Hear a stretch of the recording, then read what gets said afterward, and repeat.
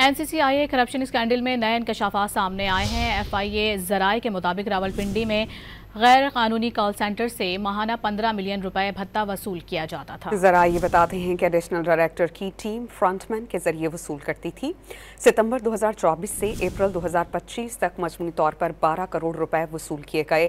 जरा ये बताते हैं कि एक सब इंस्पेक्टर ने नए कॉल सेंटर के लिए माहाना 8 लाख रुपए भत्ता तय किया, जबकि इस्लामाबाद के F11 सेक्टर में छापे के दौरान SHOs ने 4 करोड़ रुपए में डील फाइनल की।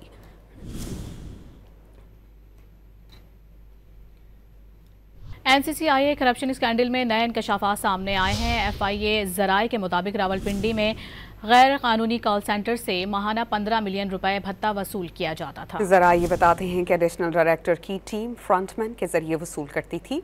सितंबर 2024 से अप्रैल 2025 तक मजमूई तौर पर 12 करोड़ रुपए वसूल किए गए।